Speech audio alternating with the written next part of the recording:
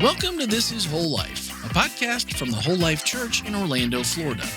Join me, Ken Wetmore, lead pastor, and Melanie Bachman, our worship pastor, along with our communication team, Randy and Lucas. Take a look back, a look deeper, and a peek into the week ahead. Here we explore meaningful conversations about spirituality, community, and living with purpose. We don't have all the answers, but we are walking the journey together. Wherever you're listening from, you're wanted here.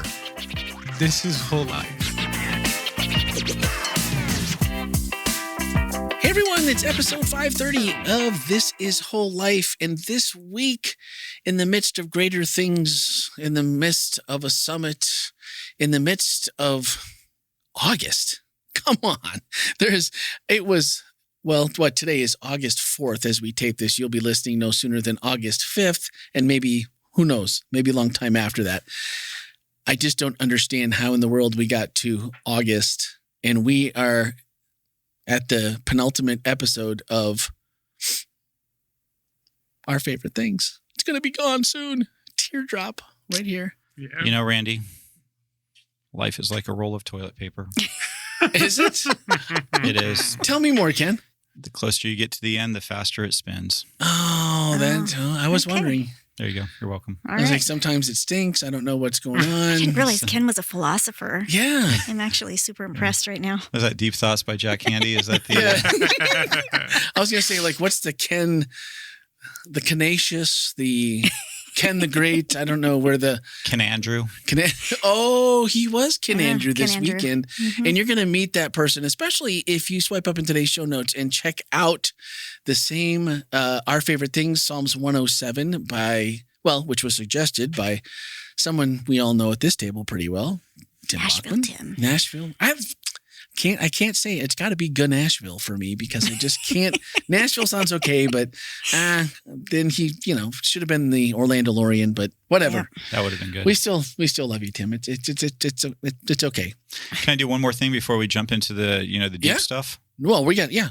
So I got distracted on Sabbath because I was doing something that we're going to talk about. I was not myself on Sabbath. Let's just say that. And it was my mom's birthday. Was it? Like Sabbath was my mom's birthday, and I meant to do a shout out to her at some point just because she watches every... Does she really? Oh, yeah. They watch... I think they watch both services. I don't know. No, I know they watch, and I failed to... It was like, it's one thing when your parents' birthday or your loved one is, during the week or whatever, but that was literally her birthday, and I should have said happy birthday, and I didn't. So they didn't get the Richard and Star. Did not get that. Because they did were not like, get that you did treatment. the 50 years. I got to say, really so much credit to Melanie. And here's what happened. So Richard and Star Bender came into church Sabbath morning. I happened to see them, and Richard said, "Hey, just so you know, today is our 50th wedding anniversary." And I said, "That is so cool." And I ran and found Melanie. I said, "Melanie, can we find a picture of them and put something up on the screen and wish them a happy 50th wedding anniversary?" And Melanie, I think you had like 4 minutes to make it happen. Yes. And she did. That's how great Melanie is. So that wasn't planned. Nope. No, that was, well, we found out, we just realized that when Richard, and I'm so glad Richard told us too, because that's, you got to celebrate that kind of stuff. Well, I met somebody new this past week in the lobby that they heard my voice and said, "Randy, the podcast guy." And I said, "Yes, you are correct." And they were like, "What kind of timing was that? Was that really true last episode where it was like, oh, wait, something came through on the iPad. We have one more person that had the testimony to show." I'm like, I swear to you, that was an actual, like I saw it come through on the app. Yeah. I clicked it, I read it and was like, ha, ha, ha, ha. So yeah, so good things. Wow, that's cool. How often do you get that opportunity? And can I just say, I was at the Lake Day this last Sunday, our church Lake Day. And I was hanging out with one of our church members. I'm not sure if I'm allowed to say their name or not because I didn't ask for permission. But I thought it was cool because this person said that they work at a school. Okay. And sometimes they have to be out on the car line. And they listen to the podcast. While in the car line? Yeah, and that's and they said sometimes parents are like, "Why are you laughing?"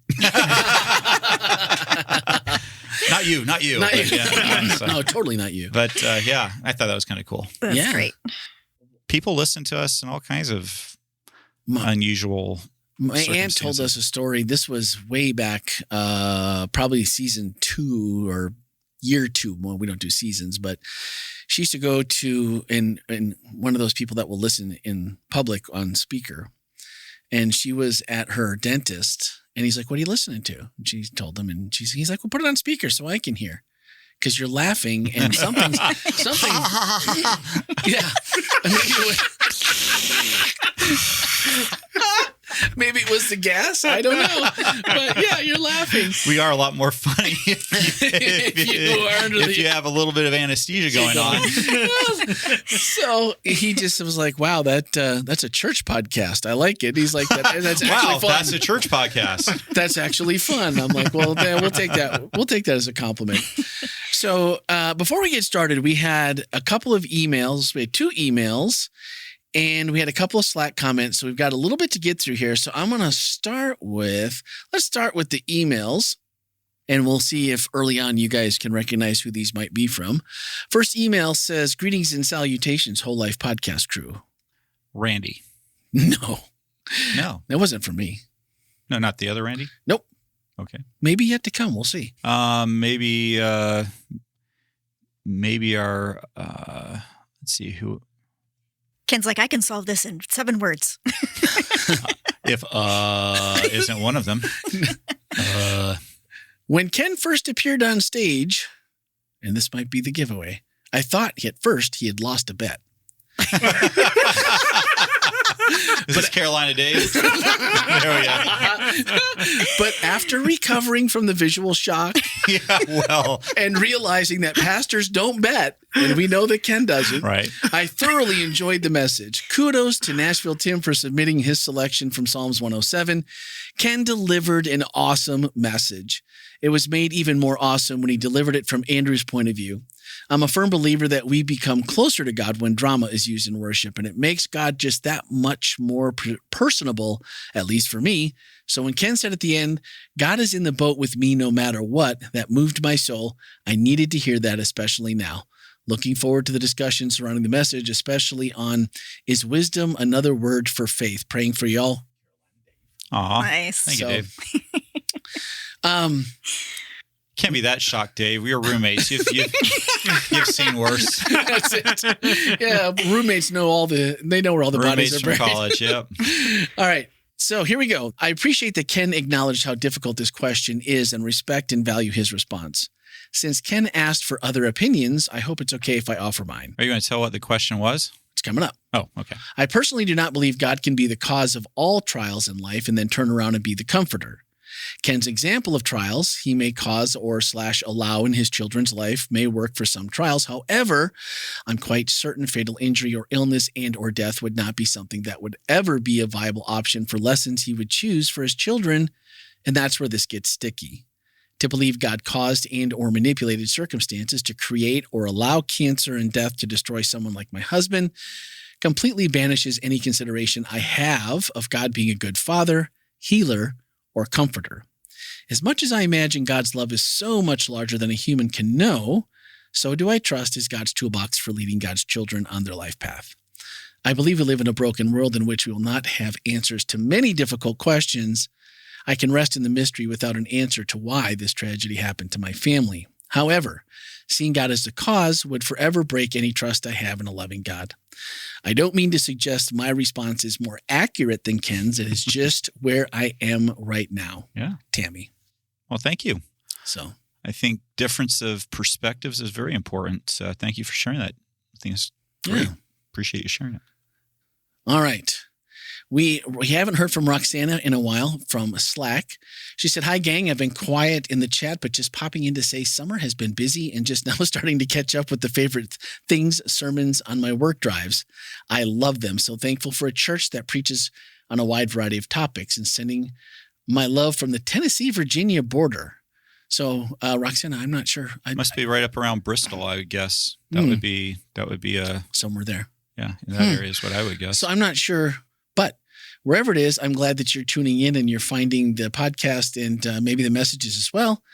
And she replied to a thread from the previous, it was a little bit ago, from your last message. And she jumped into that and said, I found as if a burden was lifted off my shoulders after hearing Melanie's sermon. There's so much emphasis both in my job and the general feeling of religion to know everything about everything. It's as if I was waiting on someone to tell me it's okay. Keep in close contact and just enjoy the ride. Mm-hmm. See what God tells me. I've never before considered the allegory versus parable difference, and that in itself is a game changer. Instead of bypassing by a story that I've already, in quotes, translated, the invitation is there to read again and try to imagine with new eyes. The follow-up question, though, is that insidious thought of, well, what if I get meaning out of something that God originally didn't mean and lead myself and or others astray, i.e. numerous crimes done with the sword of theology? But I suppose any doctrine we believe can fall into that thought. Matthew 15:9, teaching as doctrines the commandments of men. Maybe the answer to that is becoming more and more acquainted with God's character, just like you would of humans, where you start to know what they mean by even a simple look or gesture. Ooh, I like that part. Yeah. That's a good way to think of it. If you start to know God at that personal level, I guess at that point you really do have to trust that what the signs you're being given are the ones you're supposed to recognize and know. All right, Ken, you mentioned it earlier, and indeed Randy did send us a message this week. Oh, good. And I want to say that I'm not sure what life has in store for the family over there in Australia, but maybe tour guide. What are the people that used to have the little agencies and the little stores on the travel corners? agents? Travel agent, because, man, making some really, really solid points here for our future. So today I'm going to ask you guys, again, in the show notes, swipe up, there is a link to join the Slack channel. And there are some really, really cool pictures that she sent to make sure that we understand exactly what is on the line and what is missing. So here we go. Okay. It's been a bit since I last posted. June and July were very busy and eventful between work and holiday with family from the U.S. coming to visit. We've been busy. It is Sabbath morning, August 1st. As I write this, the sky out my window is clear. The temperature is a cool 3 degrees Celsius. And does anyone know what that is Fahrenheit? Just off the top of your head? Lucas? 3 degrees Celsius, I'll say, I have no clue, man. Is that about somewhere in the 40-degree range? 39 degrees Fahrenheit. So I just, being that we're not on the same. So for you in the U.S., that's it's still cold. It's about as cold as it gets here. And I must admit, we are a couple of sermons and podcasts behind because of our holiday time with family, but Favorite Things series is certainly proving interesting. I would be remiss if I didn't bring up episode 600, Planning. Our adventures while on holiday with our daughter and son-in-law have highlighted some of the potential wonderful things to do here in Victoria. Nature is one of the truly unique and wonderful things in Australia, and Victoria is an amazing trove of diversity, both nature and human. Attached are just a few pictures from our holiday adventures, episode 600, and here we go, Ken, and even 601. Could happen here, so that in the week in between there would be time for some sightseeing. Oh, I like the way I like the way she Randy, come on now. This is it. Now, being the trip is so long, I'd recommend, here we go for the travel agent. Being that the trip is so long, I'd recommend that episode 599, adding another one. Randy, we really like the way you think. Right? Should be recorded on the associated Sabbath, and that travel to Australia start on Sunday. This will set up your arrival here on Tuesday morning. This provides a few days to acclimate and do a bit of day tripping in and around Melbourne. Then after church on Sabbath, we tape episode 600. Sunday, we should be on to the Great Ocean Road for the next 5 or 6 days, returning on Friday so that the second Sabbath can happen here in the Melbourne area.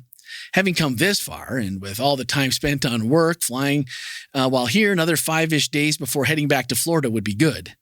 I'd recommend flying to one of the other cities in Eastern Australia, Sydney, Brisbane, or Cairns for the next few days, and planning the return flight from there. Yes, we are as close to the animals as it looks. Emu, wallaby, and kookaburra. Do you have them up, Melanie? I'm looking right now. Guys, look at this. This is crazy. Look at this emu. Oh, wow. That's so cool. The wallaby. Okay. Come on. Oh, wow. I think we should tape there. There are batteries. There's batteries for this thing, guys. That's a good, right that there. would work. We're roving microphones. We'll have Abel set us up with some body packs. I feel like we'd be so much more inspired. Don't you think so? Yeah. I mean, there's a picture of the family. That you guys look amazing. And I think there's one more. Oh, nice. Kingfisher or something like I that? think that's the kookaburra. Oh, that's a kookaburra. Oh, look at this. Wow. Come That's on. so cool. Guys, these pictures are absolutely amazing from your travel agent, Randy Rowe, across the pond look at that. in Australia. I mean, who doesn't want to go here for 2 episodes and a little sightseeing? Oh, no. Now, hang on. The Atlantic is the pond, so was the Pacific. Oh, yeah, I'm The going lake? the other way. Yeah, probably. I don't know. Well, Actually, I the think Pacific Ocean is the largest ocean, so it should be something bigger. Should We be could call something- it like an ocean. an ocean. I don't know. I don't know. We'll have to. Randy, what do they call it? We have to be there in person. Yeah, man, that's too. right. You probably have to, in order to name They it call appropriately. it the Pacific Ocean. should. That's what they call it. Ken went to school for this. He knows. I guess the rest of us did too. And We're you know just the saying, reason why it's 40 there is because the seasons are reversed. That's on the other right. side. Yeah, it's Man, but Yeah. I'm really feeling this.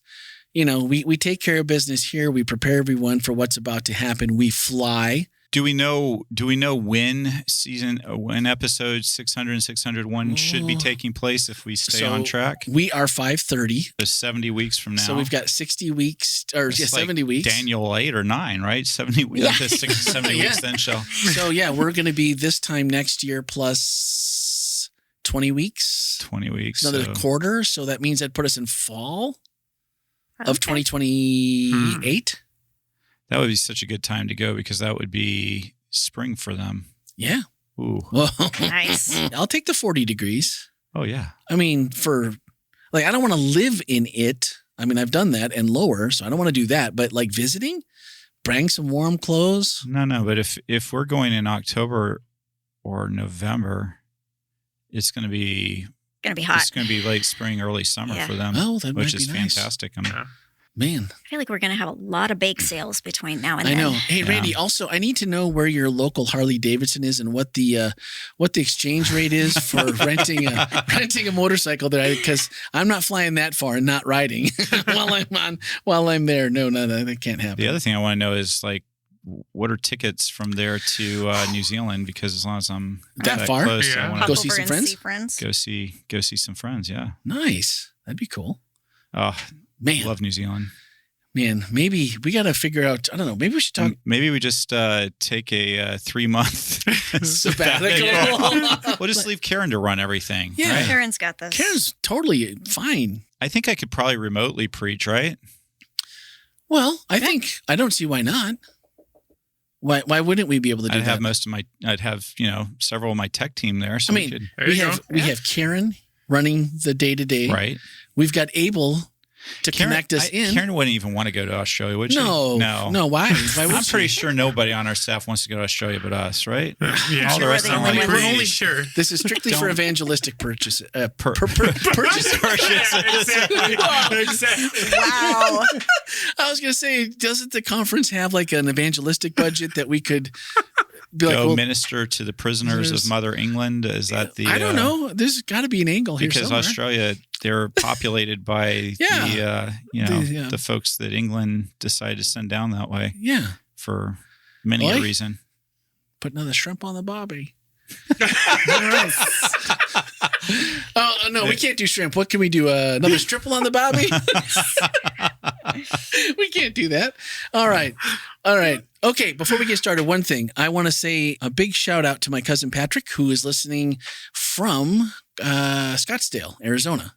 Him and I reconnected after a while, and he had a health scare that we ended up talking. I talked to him just after his birthday for a couple hours this past week, and he's catching up on messages and podcasts and all the rest. So, Patrick, love you. Glad you found the podcast, and let us know if you have any questions that we can answer. Patrick was the original, and he is who called me the Ran Man for the first time Oh, nice. ever, and it stuck. And he's the inventor of, as far as I know, and it will always be so, Dirty Sock Tag in Grandma's basement. So there you go. All right. It's not often that you come to church, and the first thing you see your pastor your guy. He's up on the stage, and you're like, who is he? Yeah. Because he's not Ken. No. He had to be somebody else. And I wasn't sure what was happening.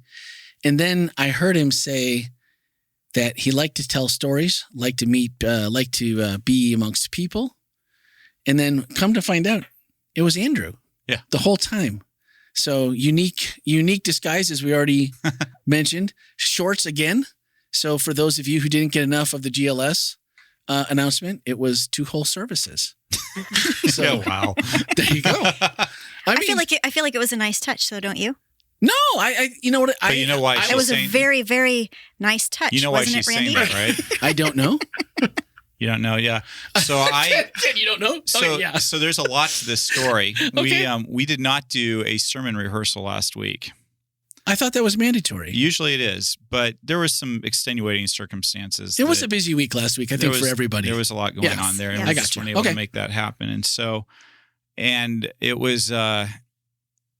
I got to tell you this: like this sermon for me was one of the more uncomfortable ones. I was not as not super comfortable with it. I think in my entire preaching career, I've maybe 2 or 3 times done a first-person narrative type of sermon like this one.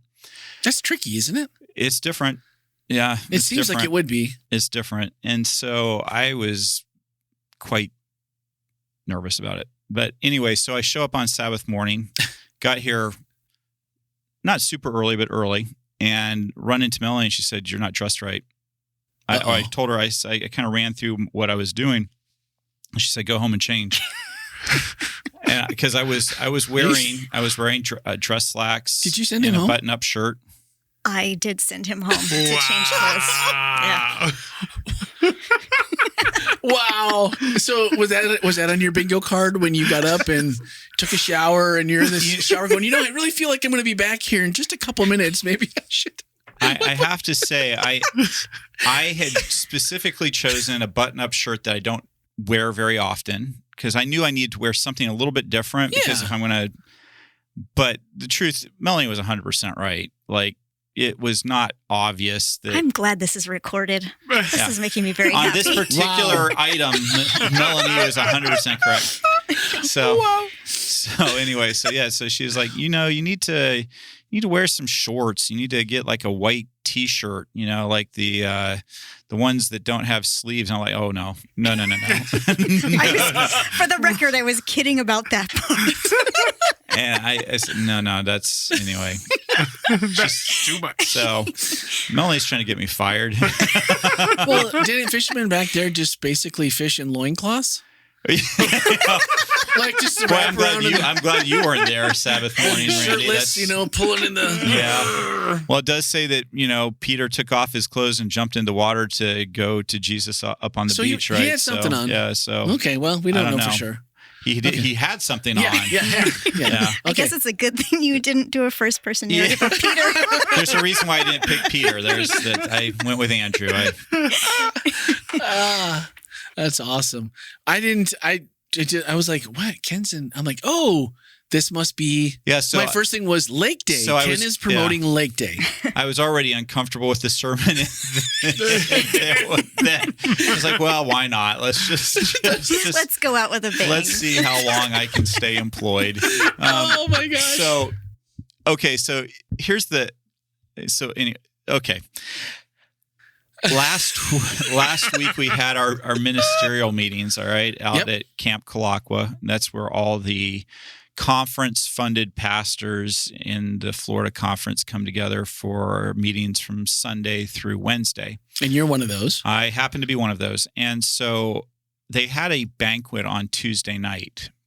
And they used the word banquet, right? So when you think banquet, you think...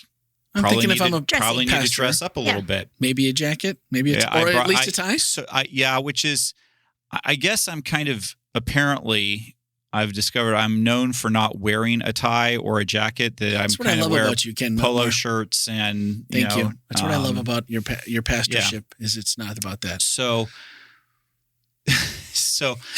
Orlando Lopez, who is the president of the Florida Conference, a wonderful man. We're friends, like him a ton, but he always gives me a hard time because Orlando loves suits. Yes, he does. Orlando loves wearing suits, and he always gives me a hard time for not wearing a suit. Have you ever seen him slalom behind a boat with his suit on? I haven't, but I was thinking maybe you have. I haven't, but that's only because I haven't seen him slalom. That's I've never seen him water ski, but I'm pretty sure That would be the surprising part. Yeah, we had a water park day, and I was expecting him to show up with, a suit to the water park. But anyway, but so he's Although always, he did tell me he doesn't wear a suit to Home Depot.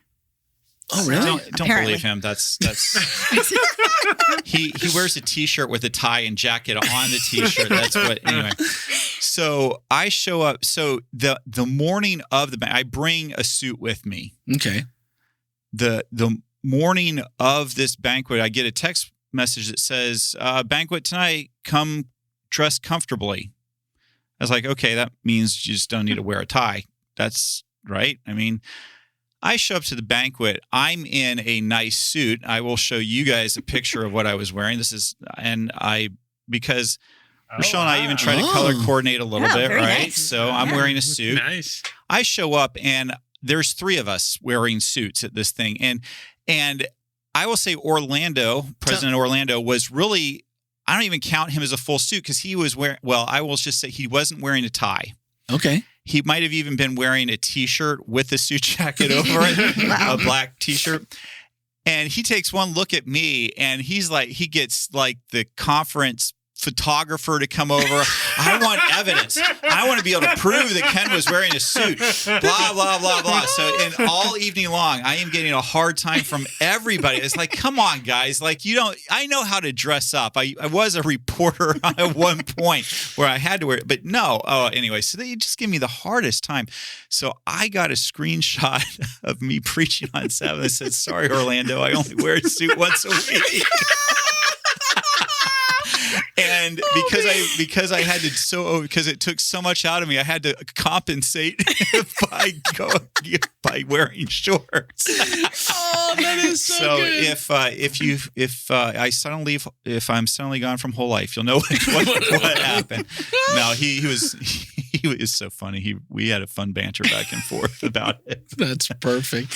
Anyway, there you go. So, right. That's what happens when you tune into the podcast. You get to hear the behind the scenes stuff, all the stuff that people don't know is going on. Yeah, and the fact that I was enormously uncomfortable going up front and doing And the that. fact that Melanie put you up to it. Yeah. Yeah, you get here and think you're all set to go, and it's like, back home with you, mister. And then okay. And so that's the problem with living too close to home. And I brought 3 shirts with me. Wow. I can't wait till this. Guys, I brought 3 shirts with me because I was like, the one that I was wearing, I thought this kind of looks like a fisherman, kind of like, kind of a knit, kind of something older, a little bit like that, right? Well, I hear that those of you online had a different viewing experience than people here. I don't know, but I'm just saying, Also, and nobody I could have made a switch. I could have made a switch after first She service. rejected So for the all your record, options. when I first saw the complete ensemble in Ken's office, there were no spotlights on him at the time. well, see, I still haven't even, I saw Lucas and Lindsay because we were waiting for Natalia, our new volunteer here on the comms team. Yeah, she's awesome. And she is awesome. And so we were just kind of, and I was like, oh, Ken's must be like, I immediately said Lake Day in my head. Yeah. That's what I thought. And then we started gabbing, and then it was someone needed you came over. We needed the different slide for the screen. And then we went upstairs because I thought, well, I haven't seen her. Maybe she's waiting upstairs while we're down here. And then the whole morning just took on a whole different vibe than me even taking a minute to watch a portion of the message. And I still got out of here late because we had them, Natalia and her friend just going over more stuff after church. So I didn't even get a chance to see. So now I'm going to have to go on and judge while I watch the message. I was glad that I chose to wear some kind of undershirt. So anyway. Well, I will say this, anyone that, and this was one of the conversations I had briefly with Lindsay, was because she's going to be preaching next week. No, week after next, right? And she's like, man, and twice, that's you kind of got to get yourself ready to do twice. And I'm like, it's like kudos to anyone that can preach twice, week in and week out, because I know I wouldn't. I'm sure I could do it if you had to, but I wouldn't want to, because that's a lot of work. It's a lot. That's a That's a lot to do. And then to be uncomfortable in maybe even what you're preaching on adds a layer. And then if you're like, I don't know, now I'm playing another person. I'm doing a whole different style of preaching than I'm used to. And then to just like be in another, like to wear something different that would be that completely makes people go, what's going on with Ken today? Is it what's Although, to did do? it make it easier to step into character? Because I feel It did make it easier to step in character in front of 800 people. Yes, it did. Well, much easier. So just thinking about though, what made you think, like when you obviously you got Tim, it was 107 and what, 23 through 30, I think he said? Yeah. Was the verses. Yeah. So when you got that, did you have any idea that this was going to be how you were going to lay this out? What brought us to that, or brought you to that, I should say? So when I started researching the verse, there's the verse immediately, as soon as I read it, my mind immediately goes to Jesus calming the storm in the Gospels. Out of 4 Gospels, 3 of them record Jesus calming the storm. And Psalm 107 just sounds so much like that story. Like it seems pretty obvious that the writers really kind of wanted you to think about Psalm 107 by the way that the way they format it, the way they write it. There's just a lot of carryover there. And then I was thinking about, and so as I was thinking about how do I preach this, I thought, well, this would be actually one of those sermons that would be really fun to tell from the view. Everybody, I shouldn't say everybody. I would guess a large portion of the people who heard our sermon on Sabbath have heard the story of Jesus out on calming the storm before. I think there's a percentage of our congregation that have not heard it before, but I'd say probably at least the vast majority of them have heard it before. And because it's such a common story, I kind of was asking myself, how do I really want to tell that story because it ties into Psalm 107 so well, but how do I do it in a way that maybe freshens it and makes it not something where you sit in your chair and like, yeah, I've heard this one before. Let's I know where it's going to go. I know exactly what's going to happen. And so by telling it first person, you knew where it was going, but you were seeing it maybe from a different lens than you've maybe heard it before. And then I also wanted people to kind of get the feeling of what it would have been like for someone in Andrew's position who is familiar with Psalms 107 when this happened and what their mind might have done. Because clearly when this is in 3 out of 4 Gospels, it's important.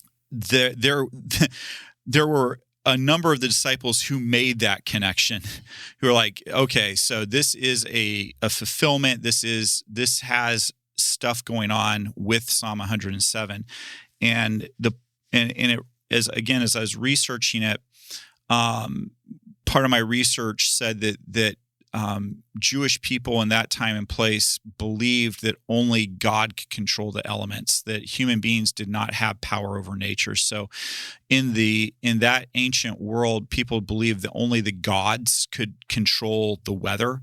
And so, and in fact, when you look in the Old Testament, you'll see Joshua commanding the suns to stand still, but that's him asking God to make that happen. To make it, yeah. You see Elijah praying for rain, but that's him asking God to make it happen. And in fact, there's when that rainstorm happens after fire comes down on Mount Carmel, it's such a bad storm that he actually has to run right in front of Ahab's chariot to help them make a way. And he doesn't command the storm to stop so that Ahab can make his way through it. He just has to guide him through it. And so when Jesus on the lake actually says, peace, be still, he doesn't say, hey, God, please make the rain stop. Yeah. Hey, please.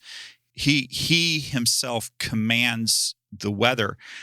That's why when you read the story, it at the end where the disciples have this big, a lot of translations say what man can command the wind and the rain?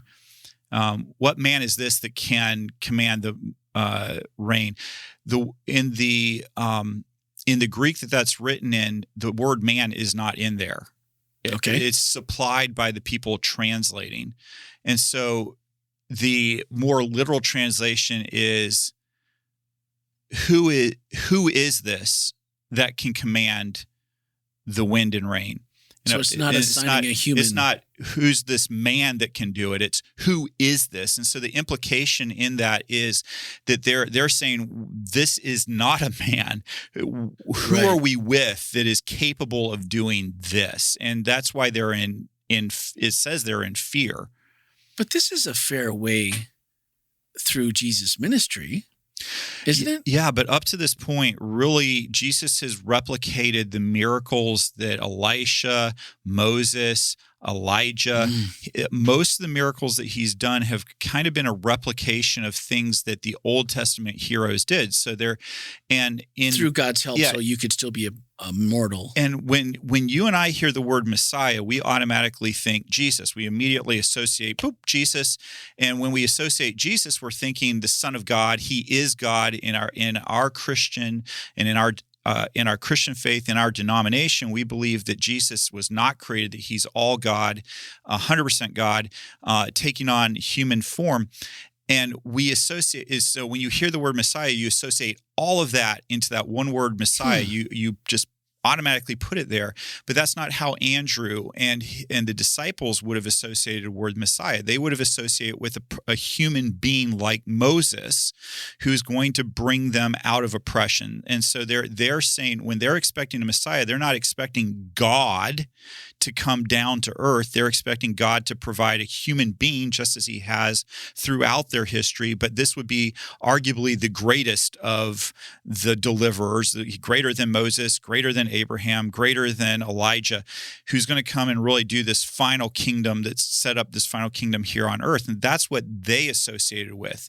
So And even the smartest of the smart, yes, that knew all the Torah, the Yes. scriptures, everything. That's what they were looking for. And that's why John the Baptist is flabbergasted at Jesus. That's why he goes and sends his disciples and says, I'm in prison, dude. Do what you're supposed to do, which is overthrow Rome, free me, make all things right, do what you're supposed to do. Even John the Baptist, the person preparing the way for Jesus, did not expect Jesus to be God with us. We take that all for granted as Christians in the time that we live in, because that's our assumption. That's what we put onto the word Messiah. That's what we put onto Jesus. But in Jesus' time and place, this was not what they were expecting. They were just expecting another Moses or Elijah to come along, human being, and to free them from Roman oppression, set up a government that would, where Israel would basically rule the world, and their way of doing things would happen. And so when Jesus calms the wind and the waves, this is really one of the first indications that Jesus is not what they expected. Wow. Melanie, did you have a No, follow-up? I was just nodding. Okay, I thought you Yeah. were looking like you were getting ready. I mean, that makes perfect sense, and why you would maybe see some of the doubting and some of the misunderstanding, because then it seems like you're talking about a completely different story. You're talking about a different entity in total than what we're saying or we're understanding when we're putting that piece together. Like, well, yeah, duh, he's the Messiah. And they're like, yeah, but that's not what I'm. Yeah, okay. And that's why our Jewish friends will argue with us about Jesus being the Messiah, because they say you misunderstand what the Messiah is about. We're Jewish people. We understand what the Torah says about the Messiah. We understand that. And you trying to tell us that the Messiah is going to be all God is not accurate to our interpretation and what we understand the scriptures to be saying.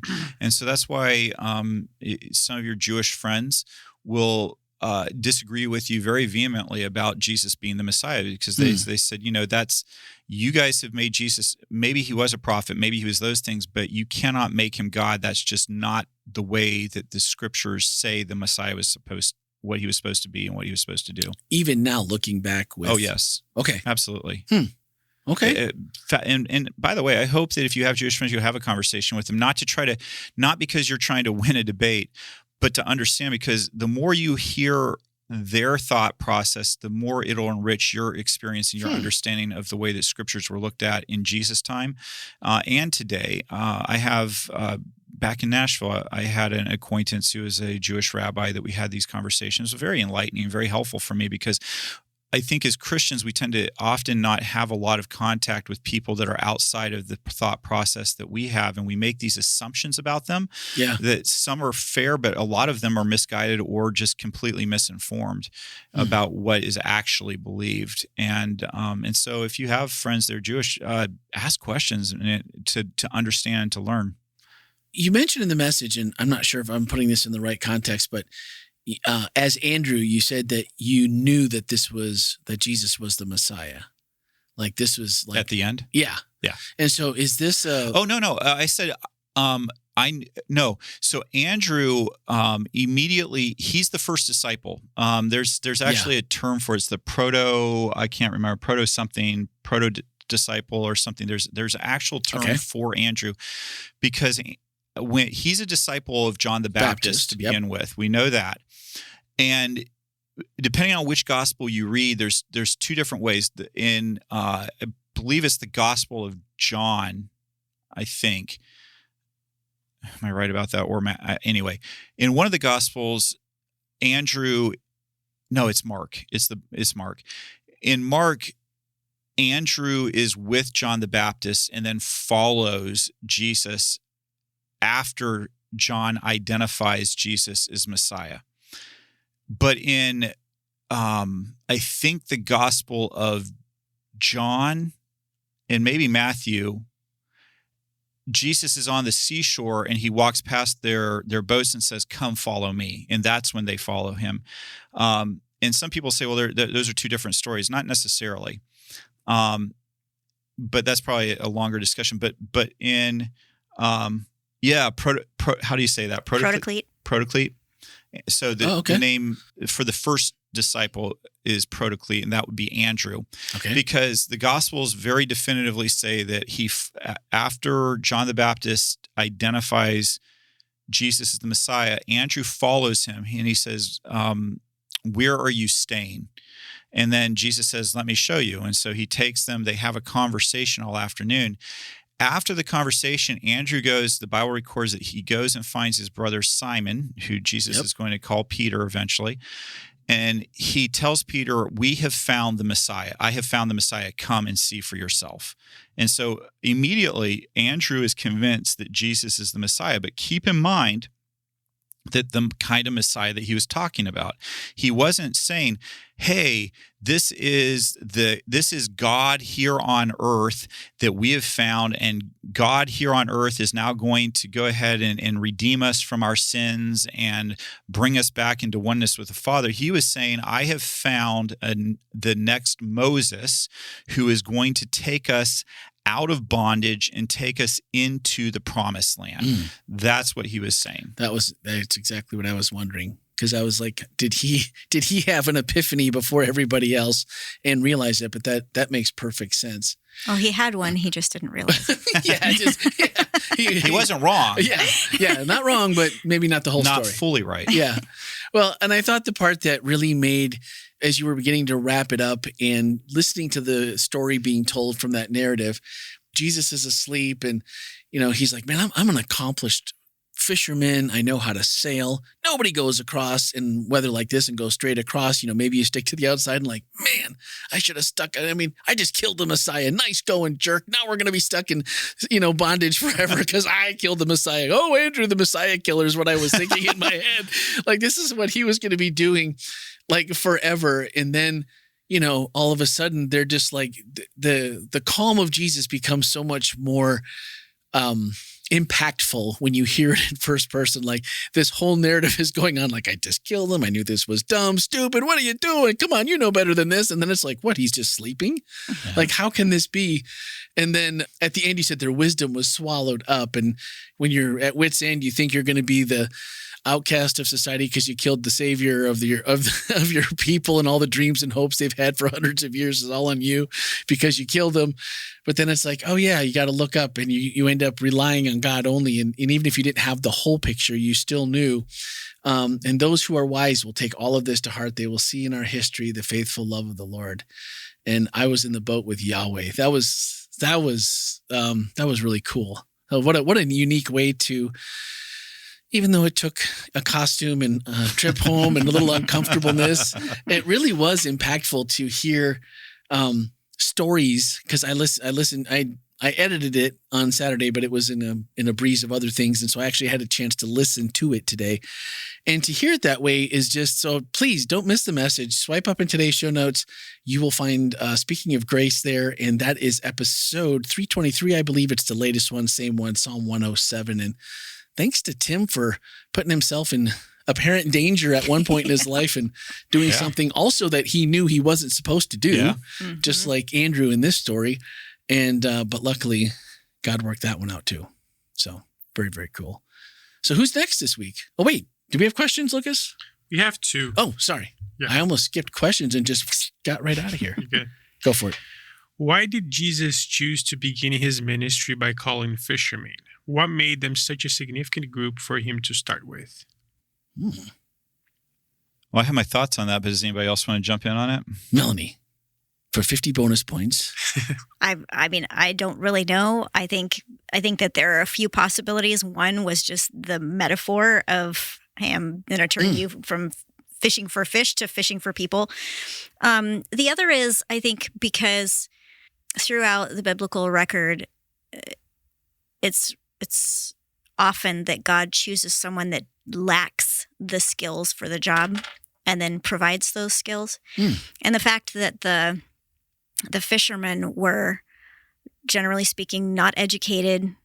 They have no, religious standing in the community. There's nothing about them that commands any kind of authority when it comes to the kinds of things that Jesus had them doing afterward. So maybe it was just to prove that he could. I also wonder if I agree with all that. And I also wonder whether Jesus would have had a difficult time getting more educated and wealthy people to follow him in the first place, because he wasn't a classically trained rabbi. He wasn't, he wasn't, from Harvard or wherever. He was largely probably a self-taught. Yeah, he wasn't a rabbinical acolyte of any kind. And so I wonder if it may have been more difficult for Christ to attract, not that I think Christ wasn't willing, but I wonder if it would have, other people were like, no, thanks. I would rather go with a more respected, well-known, person. And again, I think allude to a little bit in the sermon is there was a danger of following Jesus because he was kind of making these moves that put him in direct opposition, not only with the authorities, the Jewish authorities, but in the direct opposition with the authorities of Rome. And so there was a large element of danger in following him. I think Melanie's explanation to me, though, is probably the one that I come the closest to thinking. I think God just really takes delight in taking people who don't have the expertise and then equipping them, because then it's one way that God can display his power. But let's also not forget, I think we sometimes go overboard with that Jesus took a bunch of uneducated men and turned them into his disciples who turned the world upside down. But if you think about the person who really turned the world the most upside down, it was Paul, who was the super educated Harvard degree. And he comes along and really takes Christianity and molds it in significant ways from Jesus' teachings.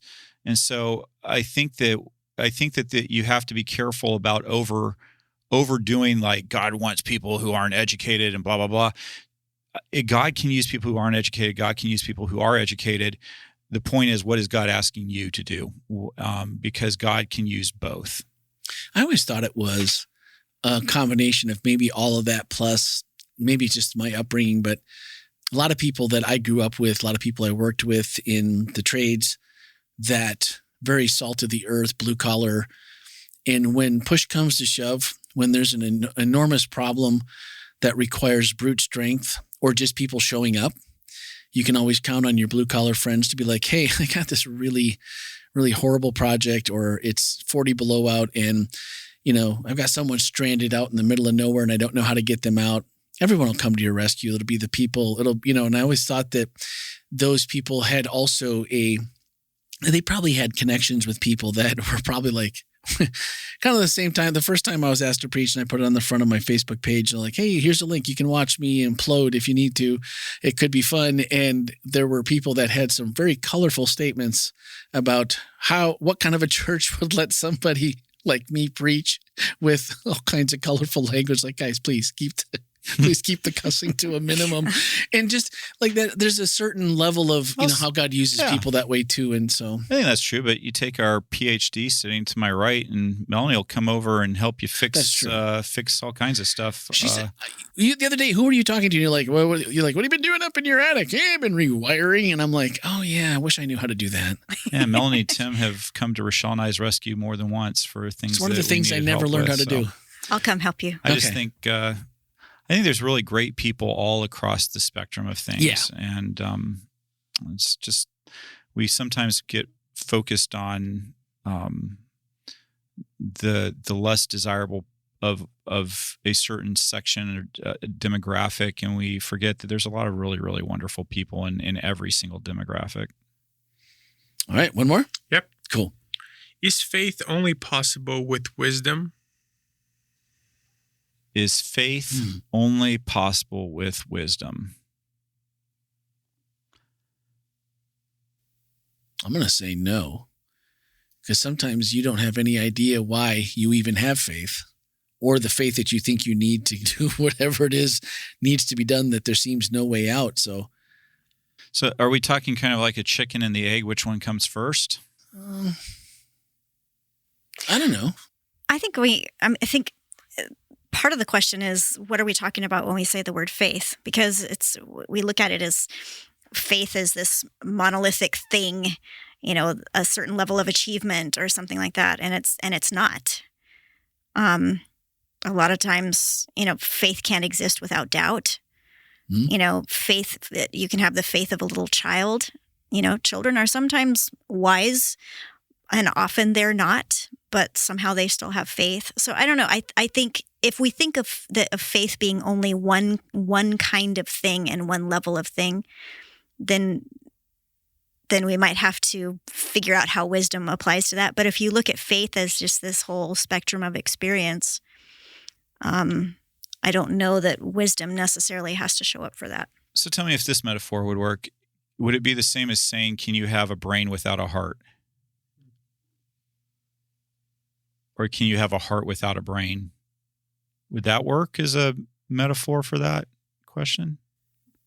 Maybe, because it's not. I mean, it's a almost a unseen role for at least for the heart. I mean, the heart beats and it pumps oxygen. It keeps the brain alive. They both need each other, right? But they need the other. But yeah, we're also not the author of our own faith, apparently, according to Scripture. Yeah. Jesus is the author of the faith and the finisher of the faith. So, maybe there are times in the Bible when God or the Holy Spirit is referred to as wisdom. Well, and this says that the beginning of wisdom is the fear of the Lord, right? Yeah. So I guess we also have to have an interesting, a spectrum of interpretation for the word wisdom as well. I can think of a time though when I knew of faith and what it's supposed to be and what you're supposed to do with it and how you're supposed to grow with it, and with that should come wisdom. But if you have no faith in what anyone has ever told you is true about it, but yet somehow there's a piece of you. So I don't know if that's wisdom, but it's maybe the opposite, saying, I don't really believe any of this in my heart. And yet I have optimism somehow that maybe this is true. Hopeful and maybe, agnosticism. Maybe, I don't know how to do, but not having any faith that, and maybe that's the difference between your growth and maybe wisdom and only understanding a religion and what rules are and what they say Jesus is and what they say God is and who they say they are versus what you've seen in your life. And when you haven't seen to your knowledge or to your understanding or to your any way you could apply it, if you haven't seen it, then I don't know how much wisdom it is. but it's almost maybe that's wisdom comes from the Holy Spirit. Maybe that's the part that's in you that doesn't know any better. It's just like, no, hang on, it's okay. Something's going to work out. I don't know. Well, this relates to. I mean, Carolina Dave's question was slightly different. What did he ask? I think he said something like, "Is wisdom another word for faith, or is faith another word for wisdom, or something like that?" Is wisdom another word for faith? Is what he asked. Yeah, he was curious about what Ken had to say about that. I don't think so. I think they're different things. Wisdom, another word for faith. Because I think that if you're relying on your wisdom, that's different than relying on faith to a certain extent. So that would be why I say that. There was the question that Tammy asked. I wanted to kind of circle back, or the question that maybe Tammy gave her perspective on. I had another person come up to me after the worship service and said something I'd really never thought about, because the question that kind of that I answered during the church service and that Tammy responded to and shared her perspective on was, does God allow bad things to happen, or does God actually bring storms into our life, like the storm on the lake? And I shared that from my perspective, God sometimes can bring things that are difficult into our lives. And like Tammy, I have a hard time believing that God gives people cancer or kills people as part of that process. So Tammy and I would definitely agree a little on that a bit. But what was interesting to me is what the person that came up to me said, you know what happens right after the sea is calmed and the disciples land on the other side of the lake. It's the healing of the demoniac or demoniacs, depending on which gospels you're reading. And the person said, do you think it's possible that the demons did not want to be thrown out? They saw Jesus coming their way and threw up a storm to try to stop him. And I said, I'd never even thought about that, but that's a fascinating possibility. Yeah, how much control did they have? That kind of makes sense. Well, go ahead. Oh no, I was going to veer off of that, so continue. No, that's it. I was just going to say, I wonder how we would be talking about this story, how we would feel about this story if some of the disciples had drowned. Wow. Yeah. Yeah. Yeah, that would seemingly change who got saved and why. Mm-hmm. Who got the special place or whatever. And why did Jesus wake up at this time instead of this time? Or why didn't he bring them back to life if they did die? Because he certainly had the power to. Sure. I mean, that story gets a lot more complicated if that were the case. No, that's true. That's true. Yeah. Man, all good questions. Thank you for everyone that sent in questions. Always appreciate getting those. And for our travel planner on the other side of the world, we've got work to do. We got to figure this out. So if you also know how to raise funds quickly, please. Or if you're a multi-billionaire who just needs to. And you'd like to join us as a guest host on the podcast. You for would those like two to episodes. Sponsor the podcast team to take 3 weeks and go to Australia. Podcast at wholelife.church. Just send your messages now. We would love to see them. There we go. So this next week is the final. What is our verse and who's it from? This one is from Nate Elias. That's right. And it is Exodus 33:1, I believe. Yeah. 11. 1, I think. He said 11. Did he say 11? When he came in. Because I had 1 down in the sheet. Well, show up on Sabbath and find out which one it is. That changes the whole sermon. So because we'll have it's the verse that talks about Moses being in the tent of and speaking to the Lord face to face, and then he would go out and relay God's instructions to the people while Joshua, his assistant, stayed behind in the tent. You haven't heard his question yet, have you? No, I have. No. He asked a question? In the video, he's got some stuff for you. Oh, boy. You guys could have let me know this. When did you tape this? Friday. We wedged it in on Friday. He was one of 7 appointments on Friday. So it was, we just went on to the next one. But I just remembered he had I think he has a question at the end. And I don't want to spoil it here because. Well, do feel free to send it on my way so I can be prepared for it. Yeah, I believe there is a question, and it may already be something you'd have been thinking about. This has been such a fun series. I've really enjoyed this a lot. This has been, it's really fun to kind of preach on some things that maybe you wouldn't have. I don't know that I ever would have preached on Psalm 107 if Tim hadn't brought that one up. There's a lot of Psalms out there. But what fun it was, though, for not just for the way you went about it and ended up preaching on it. I just feel like I've learned a lot through this series. Yeah, it's definitely verse 11. Yeah. I had put down in my message to him. So, Melanie, that means that Randy was right? Apparently, yes. Apparently, she's not even going to give it to you. Maybe. Well, I know I was right because I'm the one who set up the interview. In the Septuagint, it's verse 1. No, Randy, you are correct. Ken, where did I need to spend more. Isn't it good this is being recorded? We need to spend more time together because I feel like I've been losing a little bit of the right hook here. And you've been bringing them in just like level and on time. It's that lefty. You're going southpaw on me. That's it. I like that. No, it was. I did tell him 33:1, and he corrected me and said no, it's 11. I said, I'm just going by what was in the sheet. I wonder who emailed me Exodus 33:1. I don't know. But this was because I don't know where that would have come from. Nate was so good. Nate is on vacation right now out west in one of the most beautiful places on earth in Glacier National Park. And I think some others. And I've happened to have been there when I was a teenager. And it is one of the most memorable trips I've ever been to because it is absolutely some of the most beautiful country you can visit. And so I hope, Nate, when you listen to this, I hope your trip was fabulous. And thank you for taking the time right before you packed and got out of Dodge for vacation to come in and record the video for us. That was awesome on his part. So it'll be Exodus 33:11. So if you want to get out your Bibles and read the verse, read the chapter around it, read, through a little bit front and back, you might understand a little bit better moving in and where Ken might be going, and then be surprised when he doesn't go there. Or when he does. You never know. You just never know. That's good. Okay, anything else? So when you guys listen, this will be Wednesday. You've got one more, depending on the day. If you listen on Wednesday, you got one more sleep before Global Leadership Summit. Yeah, Global Leadership Summit. So I'm going to tell you, Randy, I was feeling a little nervous about things because, last week at this time, I think we had about 70 people registered for it. And last year we had about 170 people that attended. Yep. Yeah. And, did you look at the numbers? I did. Did you look at the numbers? I was going to today, and then we got hooked in. I got hooked into another project, so I haven't done it yet. What are we at? Right around 180. Are we again? Wow. That's almost 100 and a little over 100 that week.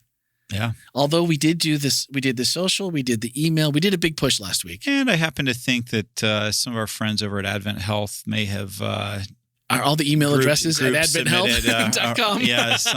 Good. So we're happy to have. And by the way, just huge thank you to Advent Health for how they support Global Leadership Summit here at Whole Life. Just for those of you who don't know, if you've never attended Global Leadership Summit before, if you've only attended it Whole Life, a lot of sites when you go there, they have the amazing workshops, the amazing speakers, and then when lunchtime rolls around, you run into town and grab some fast food and then come back for the remainder of the day. And thanks to Advent Health, we have a meal that's provided right here in our facility, so people can stay, they can have a meal. And one of the things I think is really cool is that there's a lot of conversations that happen where people kind of get to know each other and they have conversations about what the speakers said. And so it's a really neat thing, and I'm just really grateful to Advent Health for sponsoring that and making that happen.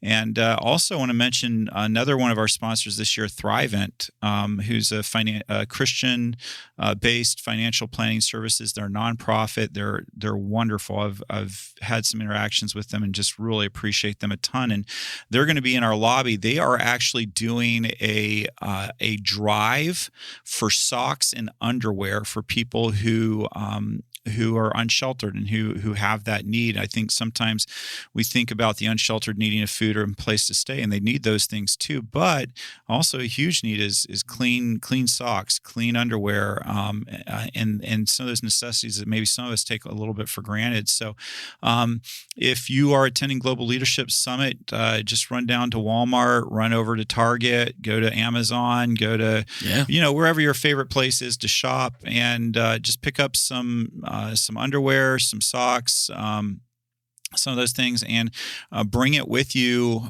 to Global Leadership Summit. And Thrivent is going to, for everybody who makes a donation, they're going to give it one of their T-shirts. And I love their T-shirts. The T-shirt I got last year, I wear it all the time. It's the softest thing. I wear mine. It is, and I love it because the front of it said "Live generously," which when I look at that, it's always a reminder to myself. I find that when I'm wearing it, I do a better job of being kind to people. It's this reminder of to live generously, and not just in what you tip or whatever, but just in your conversations and things. So I want to thank both of those wonderful organizations who believe in leadership.